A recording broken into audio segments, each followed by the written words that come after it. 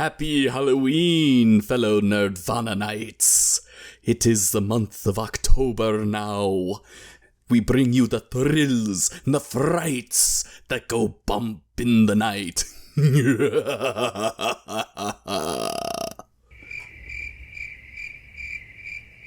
Really? No comment, Ian? I'm not sure what to add. I was just gonna have, some scary music playing in the background with, an alien scream.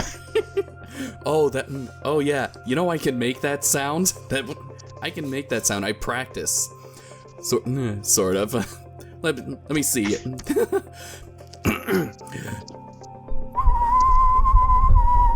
That sound? No. No? Alien Isolation viewers, look it up. Okay, well, I'm just going off of the old theatrical trailer. That spooky sound, that siren, ghostly wail sound. I tell you, that thing sticks with. Oh, I was going for the actual scream that the alien does when it's about to stab you through the back. Oh, that one. Yeah. That one. That I can't do. Yet. But yes, welcome. Yet, oh dear. Welcome, viewers. It is now October. And I'm really excited for this one because it's actually a good series of short films that we're doing instead of what we did last year. What did we do last year? I forget. Oh, right. Right, it was Ghostbusters. And not the good one. Yeah.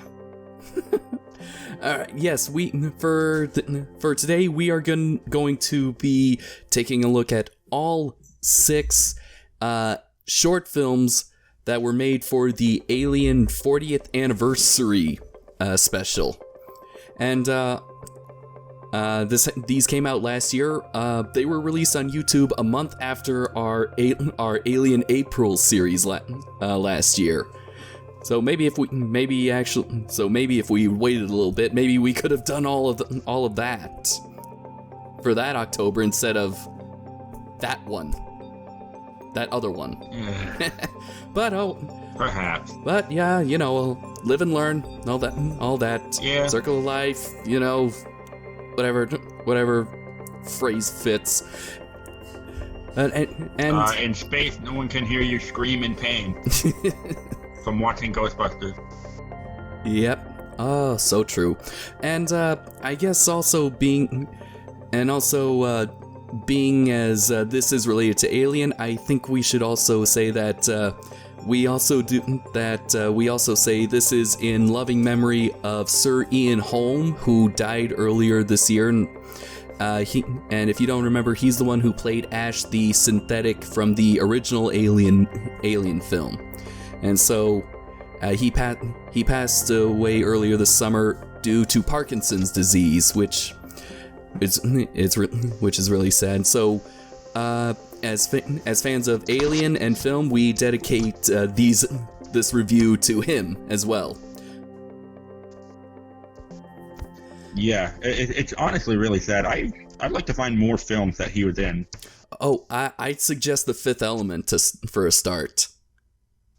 Ooh, I'll have to look into it. Bruce Willis. Enough said. Oh, jeez. All right. But a bit of background before we get too far into this review. These 6 short films were fan-made, fan-pitched.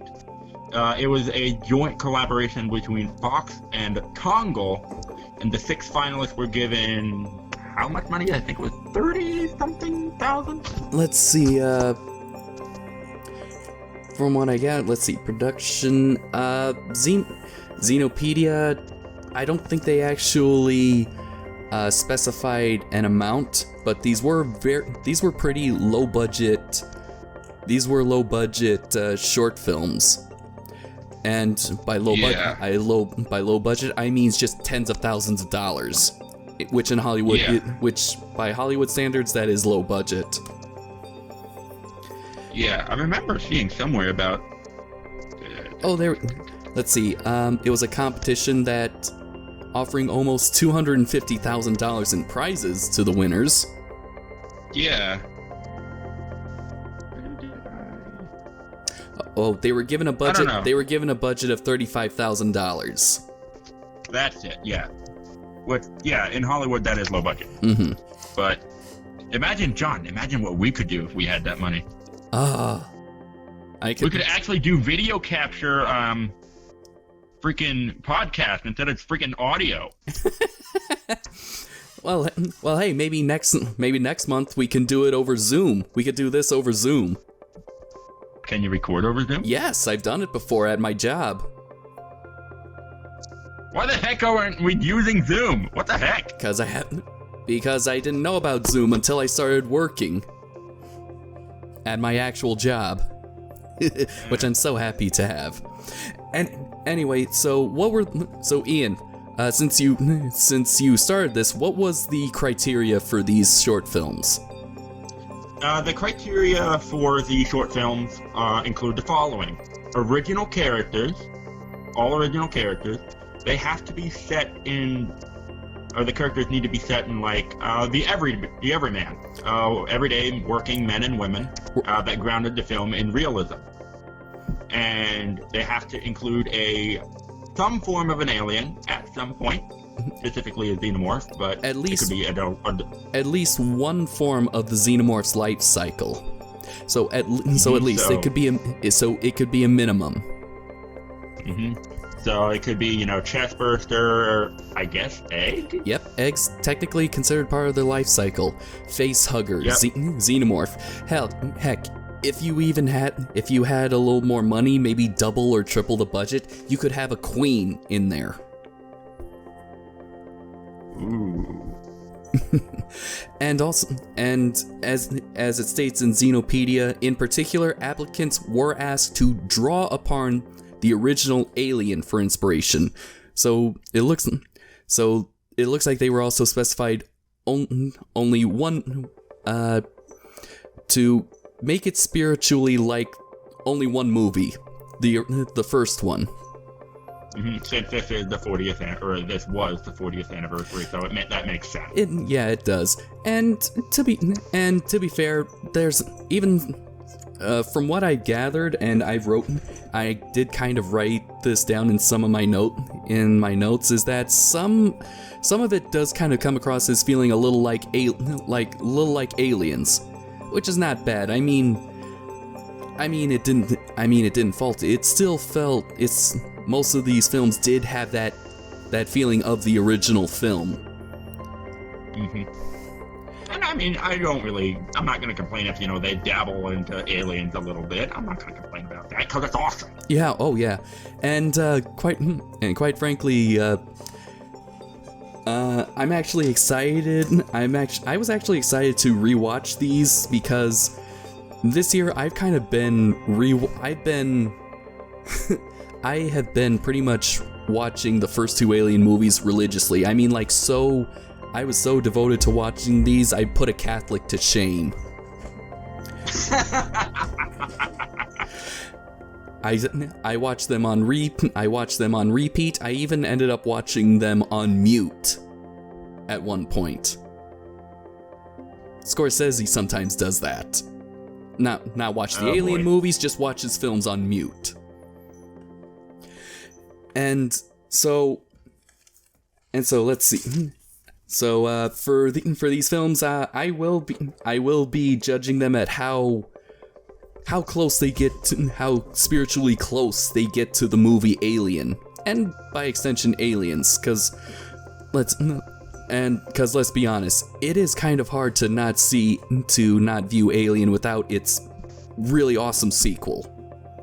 Mm-hmm. Yeah, I've seen some people say that those are the two best.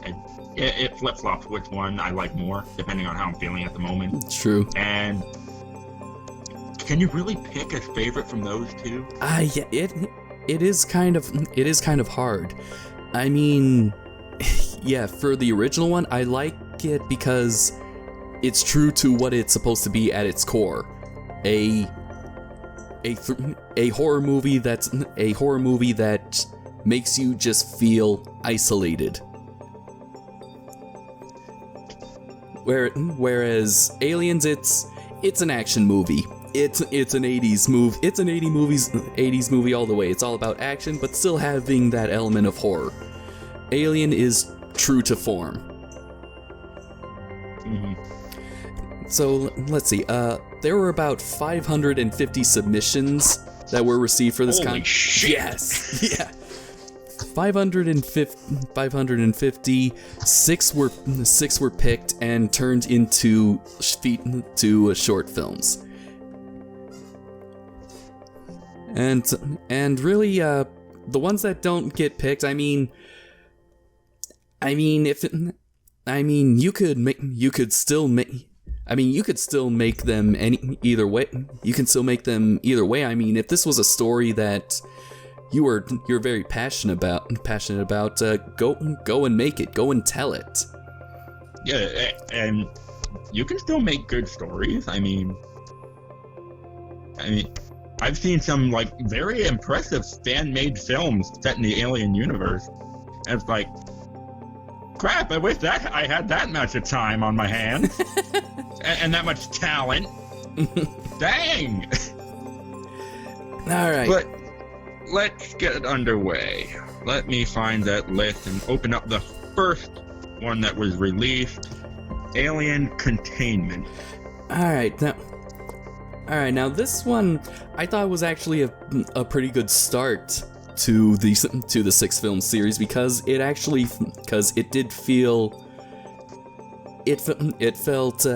felt so much like Alien to very casual film fans or even Alien fans.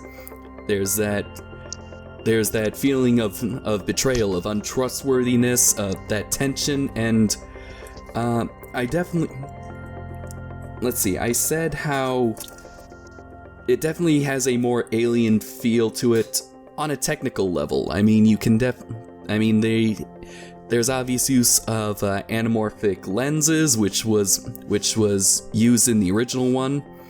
You can kind of tell by the out of focus points, and it definitely has a great build. It definitely has a great build up from beginning to end. Oh yeah, very tension filled. Mm-hmm. All right, so the short summary of Alien Containment is 4 survivors who have escaped the destruction of their ship in a shuttle. Apparently, their ship seems to have an xenomorph outbreak.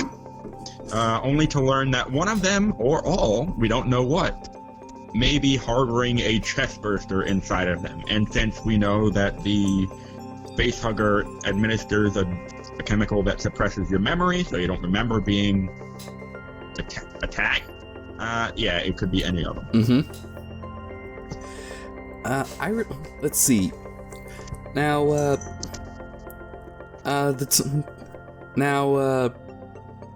I thought it was an overall good pacing, good build-up, and also kind of had a good twist. Because a good twist of it for only, how long is it? A 10-minute short film? Most of them are about 10 minutes or thereabout. I think it's 9 to 11 minutes, roughly. Yeah. And so the way that it's built up is that it seems like that most of them actually do know there was an alien outbreak, and so it's focused on how the one person who is unconscious might be harboring a chestburster. And so and of course then there's it's the twist that the one who's about to kill him, starts coughing and hacking. And then it's like, oh no, it's him. And honestly, I kind of felt like he kind of deserved it. I mean, yeah, and he was panicking, but he also came across as a jerk that kind of deserved it. Is it me, or do most of the males in the short film kind of come across as jerks? No. As we progress through to my favorite, we find that's not the case. English is hard. Okay. Let's see. Let's see. I definitely like the lighting this one, especially. This is why I say there might have been some influence of Aliens because of the use of the blue or teal color lighting. Because that's the kind of lighting that James Cameron seems to love. And you remember seeing Aliens, how everything seemed to be blue, Ian? Mm-hmm. Yeah, so it was kind of like that, and not bad. I definitely like the. This was definitely. There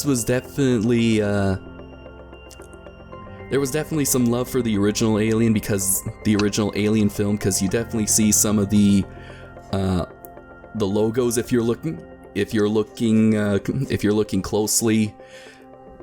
That you would see, you saw all sprawled all across the Nostromo's ship, like Med Bay and all that kind of stuff, and Weyland Yutani, yes, a slimeball bastard, yeah, and sleazebag, and the sounds like the siren, the danger or alert siren, and it brings back memories. Overall, I think the end was actually the ending shot was actually the best.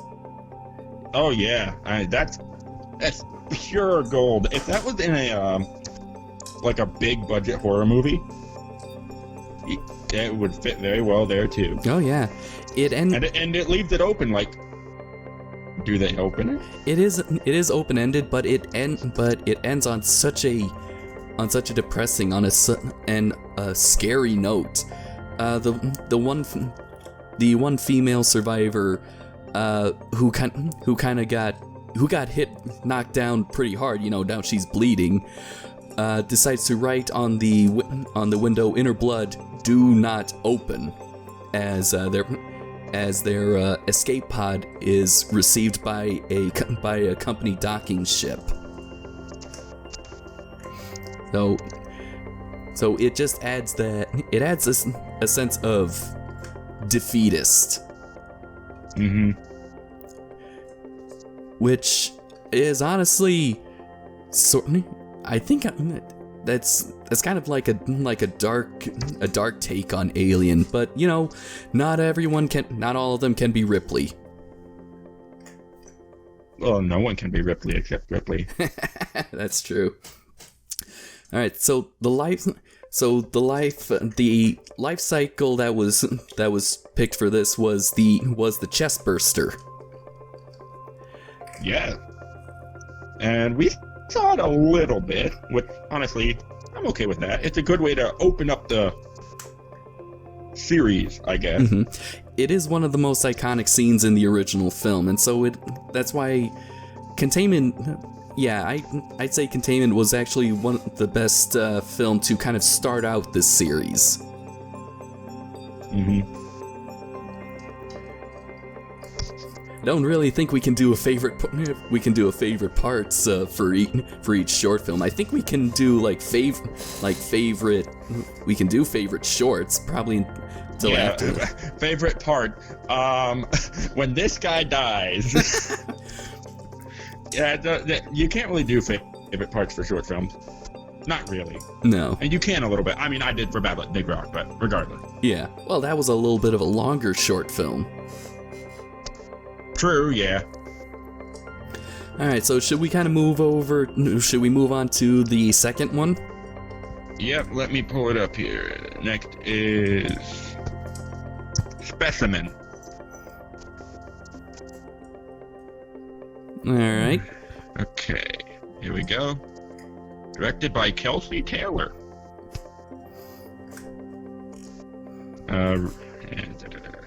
Here we go. Oh, this is a good one. I like this one. Okay, so short summary is a colony botanist becomes trapped in a facility where she works with a lone face hugger, her only protection being the colony's guard dog. All right. Dog lovers, you might want to skip this part. Ian, what did you think of this one? This one is very good. I really like this one. It's not my favorite, but it plays the use of lighting and simply, the shadows from all the plants. It's like, oh, did you see that? Did I see that? And you're constantly on edge trying to find the thing, and it just out of nowhere, and you see like little glimpses of maybe I didn't, and it just plays on the very simple fear of being alone in the dark. Yeah, and this, I was okay with. It's not my favorite either, but yeah, I did think it was a little different than Containment, since it focuses on one character, but it does keep that feeling of isolation that Alien is so constantly praised for. So especially with that little rock out montage with the character. That's kind of why that's why I thought it was different, because none of the Alien films, from the original all the way to Covenant, I think ever had someone rocking out to some tunes. So this is what. Yeah, I don't think so. No. Yeah, so this is why I called it a little different, but still keeping. That's not bad. Yeah, it's still keeping the isolation. Yeah, I like the use of lighting. I especially like the use of colors. Like we got some complementary colors. I mean, since she's a botanist, when the lights are on, it kind of has a green tint to it. But then when there seems to be when she's like sealed in, everything goes orange. Mm-hmm. And the whole and. When she sees that tipped over container that contains the egg, when she slips and falls, it kind of got me thinking of the first victim of the xenomorph from the original Alien. Just that kind of build up to the attack. Mm-hmm. So yeah, I think so. Yeah, this was a pretty good one. So let's see, this life cycle that was chosen for this one was the face hugger. And that's actually very interesting, because you don't really see those being used as that big of a threat, really. At least from what I've seen. I mean, obviously they are a big threat. Oh yeah. But simply a face hugger by itself, and you have to try to fight that. Mm-hmm. Well, they did it in Aliens. Oh, yeah, true. Never mind. That's true. And so the rules were that you could use only at least one stage of the life cycle. And this one has two: the facehugger and the shot of the egg. A very faint shot of the egg, like just I guess the petals. You saw a little bit of the petals. Yes. And it's like, and we fans know what that looks like, and it's like, oh shit. Oh yeah. All right, so the female character, of course, well, okay, not of course. She fights off the facehugger along with her canine companion Maggie.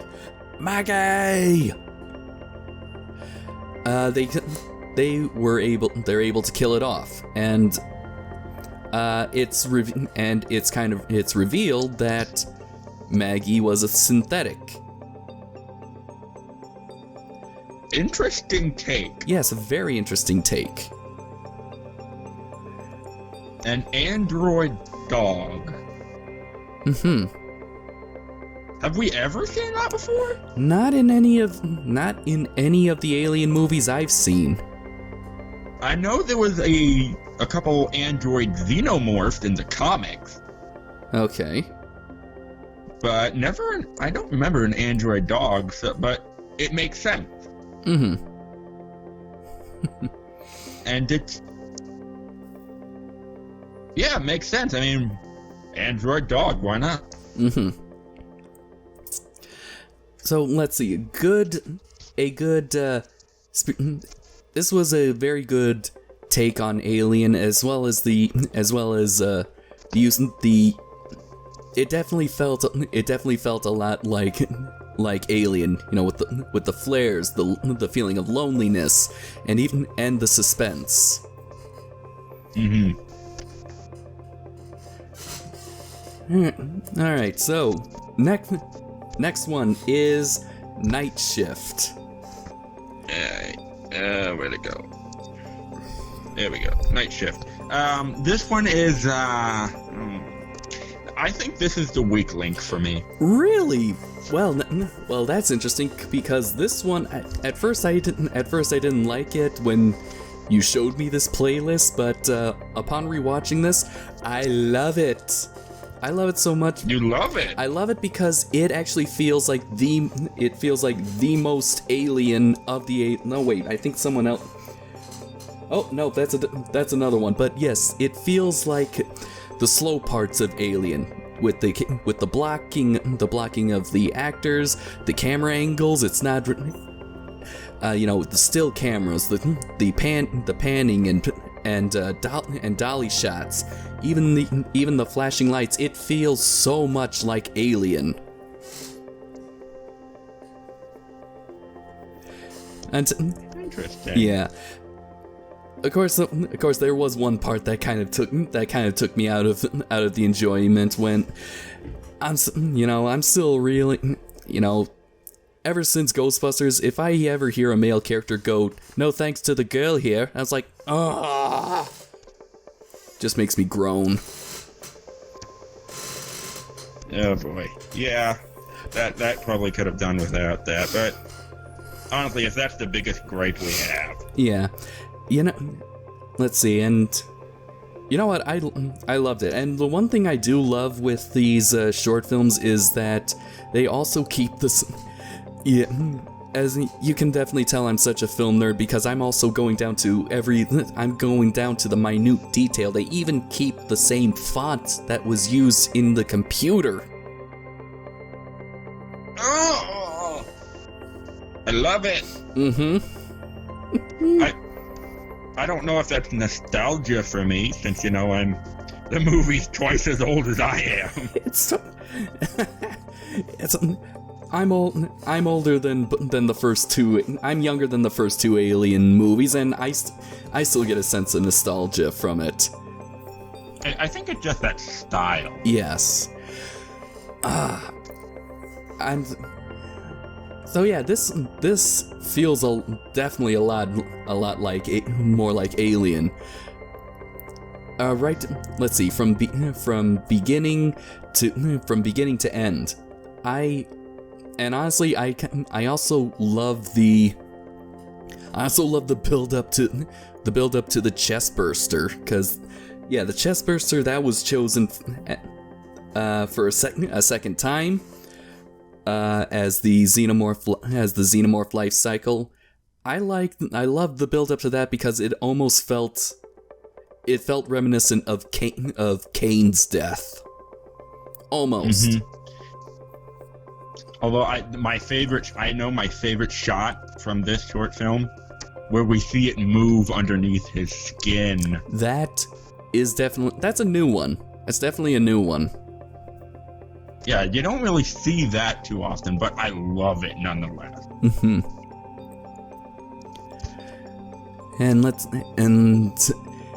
And how it ends is that another female character. Ian, remind me. Remind me that there's something special that I want to talk about the Alien franchise, as well as the Predator ones, and I didn't when we're done reviewing these. Okay. The female character is able to kill the xenomorph, and you think all is fine. And what happens and then at the you end? hear it. You hear the workers fighting and getting killed by xenomorphs, and you hear the screeching, and you hear that screaming. The screaming from the trailer. I love it. I do too. This, as far as like a short story goes, this is my weakest, but I love those little bits and pieces. Let's see. As far as story goes, I don't really it's weak in the story department, but this comes off as more just as a scene, an action scene of a much larger movie. Make all of these a movie. Every single one. Heck, since these are all made from the same, distributed by the same company, and they're all commissioned by Fox, would these technically be considered canon? Or soft canon? I think these are soft canon. So these are interconnected. Freaking Weyland-Yutani. Weyland-Yutani, yep, the nebulous bad guy in this series. Well, except for Resurrection. Yeah, they got bought out by Walmart. Would not surprise me. Or... Alright, so... Let's see. So far we've got 2 short films with the chestburster, and only one with a face hugger. One with a face hugger, and we got about 3 more films to go. Yep, next is my favorite. Let me pull it up.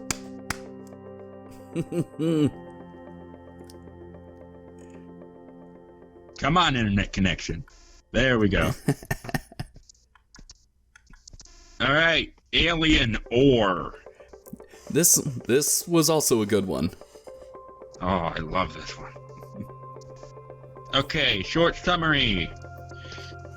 A group of miners at the colony of Bowen's Landing encounter a deadly xenomorph thousands of feet below the surface of the mine where they work. Mm-hmm. If this isn't pure alien territory, I don't know what is. Let's see. Yes, there's definitely it definitely has that alien feel to it. Again, use of wide-angle lenses. That small mine shaft. All those people crowded in either the locker rooms or the mine elevator. The use of lighting, either minimal lighting or even in the comm center with all the lights and the flares. This definitely felt like Alien. And all right, so here is pretty much. Let's see. For this one, we get the first appearance of the Xenomorph. Yes, the adult drone we all love and fear. Oh yes.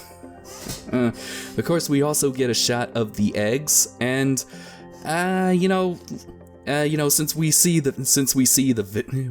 the victim, let's just put in a chestburster too, even though we don't really see it. Yeah, the chestburster grows up into a drone, so nah.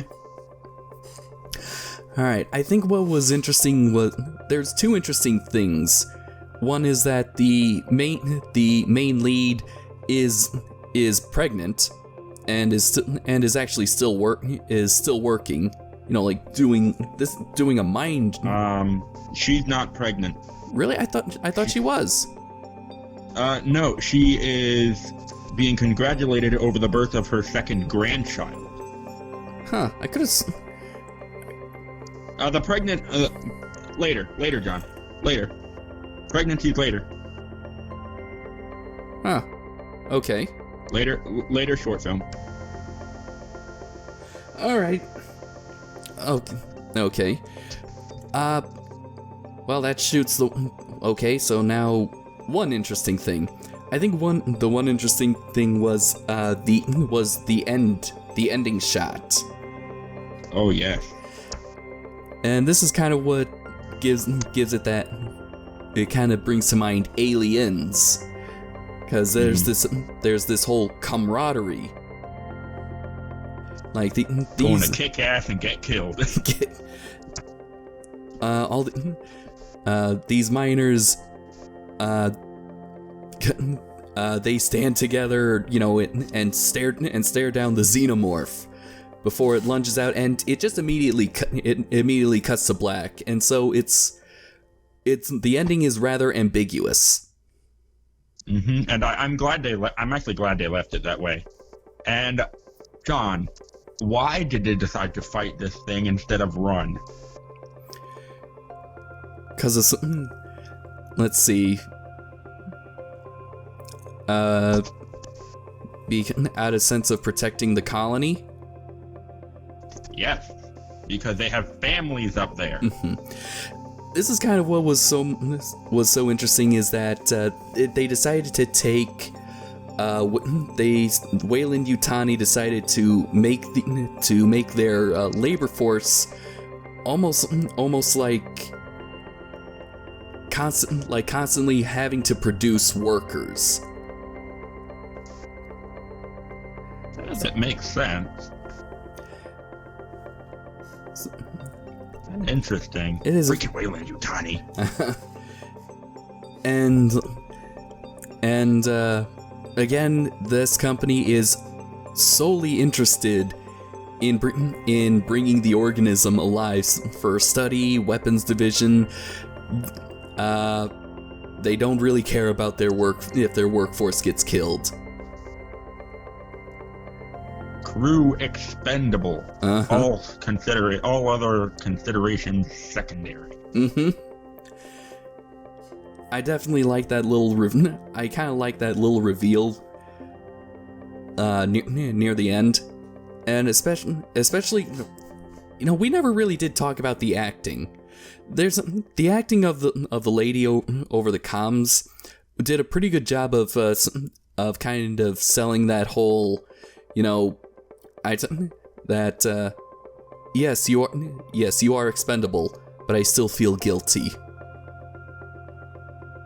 Like, she's fascinated by this organism, but still kind of comes across as kind of disgusted by the carnage that it leaves.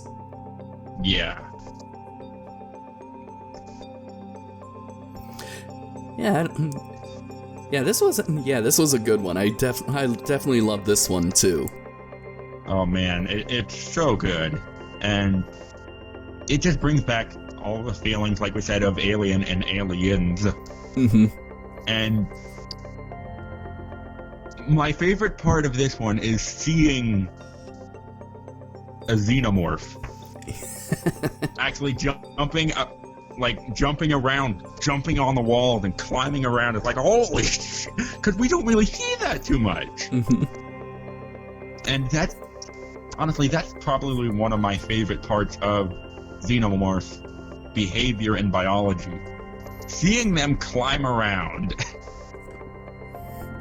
Because you can't really do that too well in a suit without, camera tricks. And the CG, I think, was pretty good. It was good for low budget. Yeah, I'm not gonna complain about, quote unquote poor CG in a low budget like this. I mean, whatever. It told the story as it needed to. Absolutely. Yeah, the lighting was great. The acting was great. The build up. And yeah, this is an entry worthy of being in the Alien franchise. Oh, absolutely. Like I said, this one's my favorite. I might revisit this one again. Shall we go on to the next one? Yes, and this one is actually my favorite. Which one are you referring to? Harvest. Oh, yes. This one... And I like this one for a couple reasons. This one is like the climax of the original movie. Oh, yeah. I love it so much. Once again, the life cycle is a xenomorph, but we also get... But now we get face huggers and eggs. And oh my god, this one. This is the one that I wrote down as the most alien short in the playlist. It has all the telltale signs of Alien. Wide-angle lenses, that feeling of claustrophobia, light shafts, light flares, haze, and a good build-up, and flashing lights. Oh, I love it so much. Okay, short summary. 4 survivors as they desperately attempt to escape their crippled vessel, which is locked on a collision course with a comet. However, they must also contend with the xenomorph that is loose on board. Mm-hmm. Oh, this one's awesome. I love it. Oh, yeah. Let's see. The ship is called November, which is... I kind of have a feeling that might be that's an artistic choice, a very meaningful name. I don't know why. haven't figured that out yet. but what can I say? It definitely felt like it was like someone took the climax of Alien and just cut it out and put it in here. Not that I'm saying it's unoriginal. No, what it there's the ending kind of is what kind of makes this very noteworthy. Oh, absolutely, yes. Wayland Yutani will be very happy. Oh, yes. Oh, no. Alright, so, of course, there were 4 survivors, but the first one kind of gets knocked out in the first 2 minutes, so now it's only 3. The lead, I don't know, science... The lead, gets the motion tracking device. Remember that? Yeah. And this one, and since it's handheld, this takes me straight to Alien Isolation. Yes. And takes the motion device, and it seems to be leading them in a circle. And then the xenomorph attacks them. It actually starts to grab the husband, and okay, now what you said makes sense. This is the one with the pregnant lady. Yeah. All right. So the husband gets dragged off, and normally in an alien movie that just means instant death. But he actually gets rescued. But he does get injured.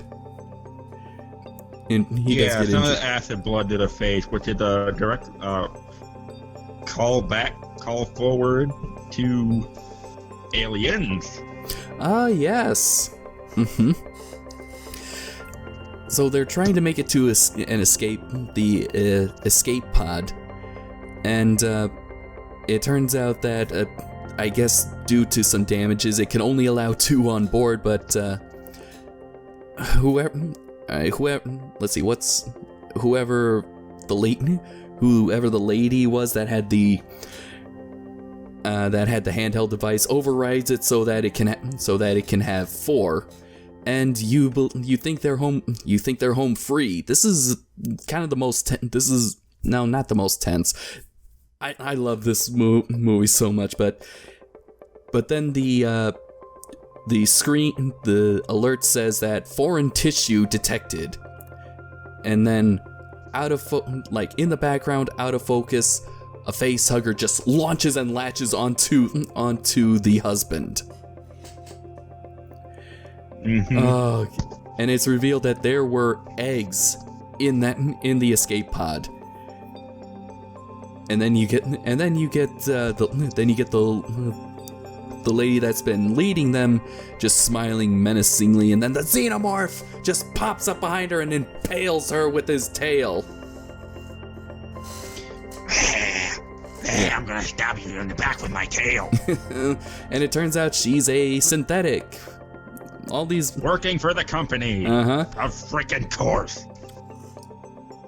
Let's see. So, let's see, hold on. Specimen, synthetic dog. Night shift. I think Or the comms lady might have been a synthetic too. Maybe she did uncertain. Let's see. There was someone that came by and going like, Hanks, you in there? Are you broken? Well, maybe she might have been synthetic then. Mm-hmm. It's implied. It is implied, yeah. But this is like, oh shit. Uh-huh. This goes against what we kind of know about xenomorphs. It's implied that they don't really care about synthetic. It's like, no, not you. You're not alive, you're not food, you're just a thing. Generally speaking, I mean, the Queen and Aliens and Bishop aside. Yeah. From what I've seen, xenomorphs just don't really care. I mean, you're not food, you're not a viable host, you're just something moving around. Yeah, that's true. Do the xenomorphs actually do kill for food? I would think so. We don't really know. Yeah, that's the thing. It's shown in Alien 3 that the runner and dog ox xenomorph thing does eat its victim. Huh. Fair enough. Yeah. So it would make sense that they would eat, and just simply based going off of the movies. In the comics, it does say that they are carnivores. Okay. Take that for what you will. But all right. So, I think kind of like Containment. This ends on a very sad, ominous note. It's the escape pod is jettisoned just before the ship is impacted with the meteorite or comet, whatever it's called. And we get text that appears on the screen that says, let's see, survivors 2, unidentified organisms 2. And it's like, yeah, company got what they wanted. Oh dear.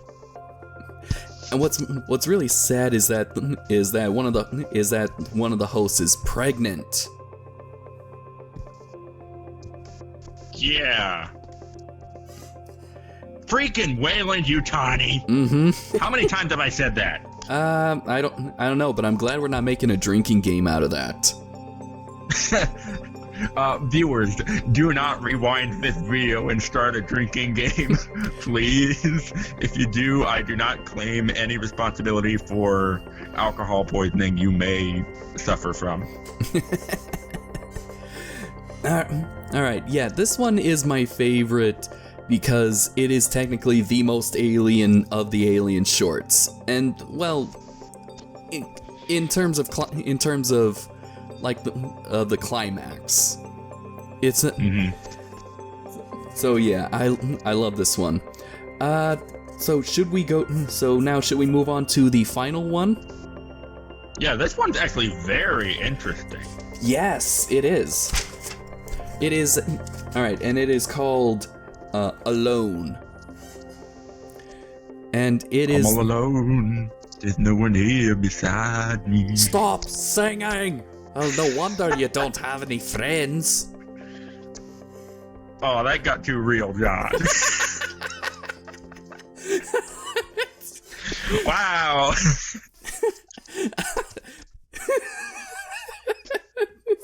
I'm sorry, Ian. I am back in true form, ladies and gentlemen. Hey. Alright, Alone is the most unique take on Alien, the Alien franchise. Indeed, it only has one character. Her name is Hope. And she's an android. She was left behind on her vessel, abandoned by the crew, and now stranded after I don't know how long. She discovers a live xenomorph specimen. A face and hugger. She developed a relationship with it. Yes, a face hugger that was kept in freezer storage. And let's see. So this brings back the I guess the user interface mother. I guess that's standard on ships during this time. Yeah. And so why the reason why we call this the most unique one of the Alien franchise is because it still has that feeling of isolation, but it's only focusing on, of course, since the title is Alone, one lone character, and the dialogue is all just essentially one big monologue. Most of it, anyway. Most of it, and it kind of does show that most of the synthetics that have been in these shorts and in the movies are kind of like Bishop. Is that they're not slaves to company orders. That being said, of course, so the whole point is that this one survivor, though it's not hard that she survived, she is a synthetic, develops sort of like a bond with the facehugger that the reason that because she's a synthetic, it doesn't make a viable host, as you said in the last short film. So this gives a unique take as to how long a facehugger can survive outside of the egg before they can impregnate. I mean, Ian, how long has has the facehugger been out of cryo? I don't think it's said. Let me apparently days and weeks. So that does give us a unique take on the xenomorph biology. The facehugger needs to find a host. Yeah, it has a limited window of time until it dies. Hope even says that the facehugger is exceeding its intended natural lifespan. Oh. And this is actually really sad because just as Hope is breaking down, her new companion is also dying. And honestly, that's kind of sad because even though she can't do much about her situation, she still wants to see this thing survive. We all know what that entails. Yep. So, although honestly, I this is not so much a horror. There is some horror, but it's more awe-inspiring than anything. It is. I definitely like whenever there seems to be a connection made between her and the facehugger and later xenomorph, is that the film seems to get this glow that surrounds it, and we get these these circular flares that kind of gives it this a dreamlike quality to the film. At least that's my take on it. So how does Hope continue her companion's lifespan, John? She rigs the wiring to send out a distress beacon for someone to come and rescue her. And when the poor soul does come, that's when the facehugger latches onto it. And I gotta praise the editing for that, because we get like this, we got this fade in, fade out style of video is that's synced up with the heartbeat. You know, the heartbeat is like beating really fast, you know, out of fear and panic. And then as the facehugger slowly, you know,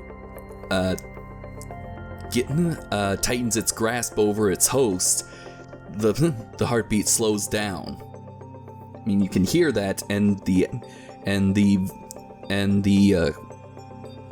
video fades in and out in sync with that. Mm-hmm. And of course, you know, he gets impregnated and chest-bursting magic trick. Mm-hmm. It does seem that this was the film that had a lot more ideas planned for it that had to be put on the cutting room floor, you know, just to fit time, and not bad. It still has a good pace. It still has good pacing to it, and also ends, like most of them, ambiguously. Mm-hmm. Yeah. Although, do you know who the facehugger victim is? No. James Paxton, Bill Paxton's son. Oh, oh my God. Surprise! And he's also credited as the Xenomorph, so he also put on the suit. He did, and honestly, I love seeing the suits again. Oh yeah. I mean, I'm sure they made the suits fresh, but I love seeing people in the suits. Yes. Yes, there's nothing like the practicals, and true, digital effects can kind of make things easier, but a good mix of practical and digital is what helps sell the idea. Mm-hmm. What you're trying to go for, to my opinion. Yeah. And Alone was pretty much 100% practical. The face hugger, the xenomorph. The only thing digital was just the sparks when Hope is trying to repair the ship deck, and I think some of the fire. Yeah, but that's understandable. Yeah.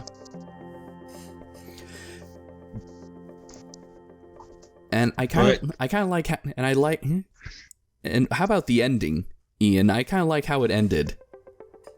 Oh, that was awesome. Mm-hmm. I think that's honestly how we all kind of feel looking back at Alien. Yeah. I mean, looking at an alien, we'd probably, scream and run for our lives, but just looking back at, the original film is probably what Hope saw looking at her companion at that moment. That is a very nice metaphor, yeah. All right, so that's all 6 of the short films. Yeah. Oh, Ian, which ones were your favorite? Well, I do like bits and pieces of all of them. Or is my favorite. I have to say my second favorite would be... what was that called?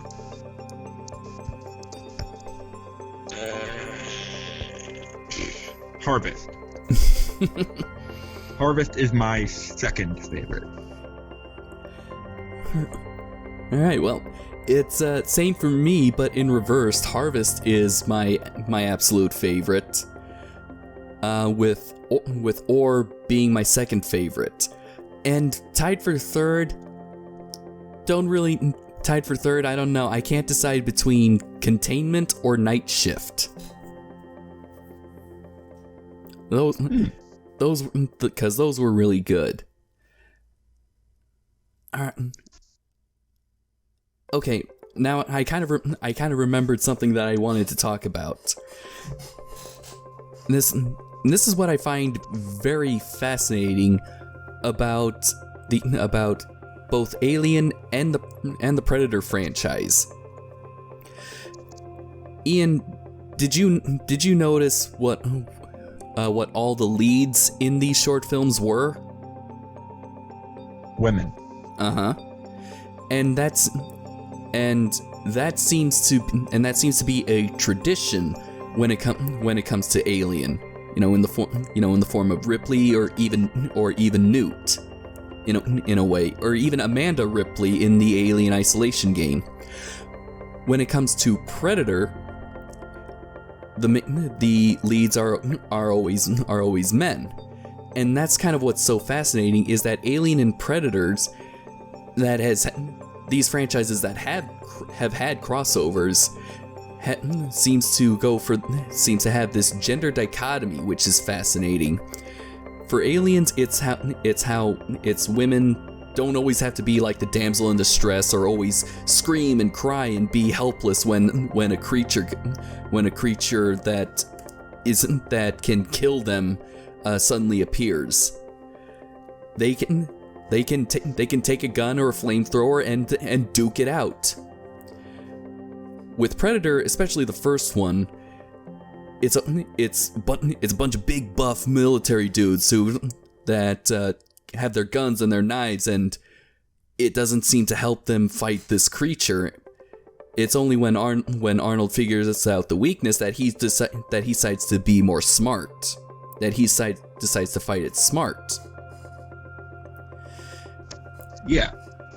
And when we get to the crossovers, now even though it's Alien and Predators, in the first movie, it of course focuses on the female lead. Why? Because the enemy are aliens. The second in its sequel that no one talks about. What sequel? Yeah, you see, the lead is a male because again the enemy is a predator. So that's what I find fascinating is that these franchises kind of have these traditions, and they don't play to the specific roles or stereotypes that we assume with gender roles. Interesting. Yeah, I never noticed that, but yeah, even in the newer Alien films, the lead were women, weren't they? Mm-hmm. Huh. And I never noticed that until I watched until I watched these short films. I guess that's just tradition for Alien. Mm-hmm. And of course we have Ripley to thank for that. Are we complaining? No, we're praising. Woo! I want to see Ripley back again in an Alien film. I would too. Make it happen, please. Or at least Alien or Newt. Make an actual sequel to Aliens. Absolutely. Mm-hmm. I wonder if the actress would be interested in coming back. I have no idea. I mean, she isn't. I mean, I think we mentioned that she's a science teacher. She was a school teacher, yeah. So she was a school. And I even commented in our review, "Mom, my teacher's in this movie. Can I watch it?" What movie is it, honey? Aliens? No. No. If she would, that'd be okay. Although I don't know why this entered my head, but maybe even the little girl from Jurassic World: Fallen Kingdom would be good too. Maybe. Although she's busy right now working on Dominion. Mm-hmm. Isabella Sermons is very busy right now. Mm-hmm. All right, so all in all for these short films, these were very well picked, and they definitely captured the feeling that the original Alien brought to theater goers in 1979. John, did you pitch an idea? Did I? I think I did. Did you enter the contest? No, I didn't. Did you enter the contest? Oh, sadness. I didn't know about it until I wasn't a fan of Alien until 2019. By then, the contest was already over. Sad. Oh well. And even if maybe they'll do it again for the 50th. Maybe, or maybe they'll do one for the 40th anniversary of Aliens. But either way, even if I did pitch an idea, it probably wouldn't have gotten picked. Watch it get picked.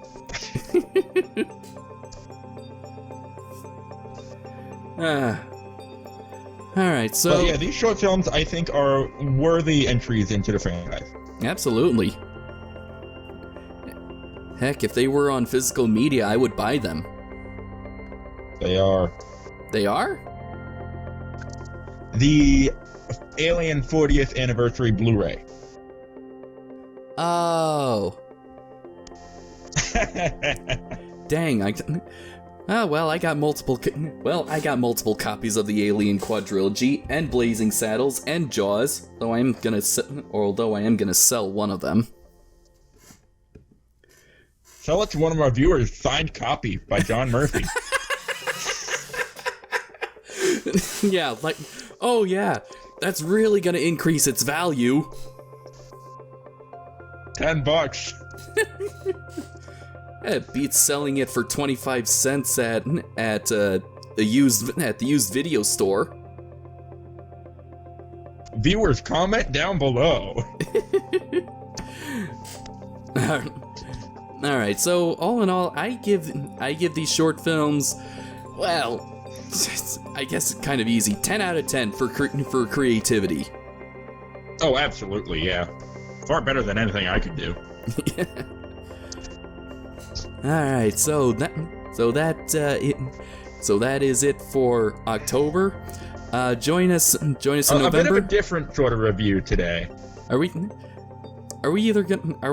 to review Men in Tights, or should we do the recent Tremors movie? I haven't seen it yet. I'd like to watch it a couple times first, but I think we should do Men in Tights. We said we were gonna do it for September. We never did. We put it off. So all right, we're manly men in tights. Yes. Yeah. All right. So yeah, we will take a look at Robin Hood Men in Tights for November. Oh yes. Ah boy, that's gonna be fun. We've never actually reviewed a Mel Brooks film, have we yet? No, we haven't. Shame on us. I don't really know. Can we really make jokes about a movie that's about jokes? No. No. I mean, you can try, but it would probably fall flat. Very flat. Flatter than Wile E. Coyote after a steamroller. You don't know what I'm talking about. I know what you're talking about. Okay. Google's off to the side. That's cheating. But yes, Men in Tights for November. And I have an idea for December. Is this your revenge for doing Is this your revenge on me for making you watch the Star Wars holiday special? Oh, not at all, no. I don't believe you. We'll discuss it here later, but thanks everybody for tuning in. Like I said, different sort of review today, but oh well. Mm-hmm. We've been trying different things. Oh yeah. Heck, the next review we do, you might actually see our faces. Yeah, assuming technology works. Mm-hmm. All right. Anyway, for Nerdvana podcast, and also Happy Halloween.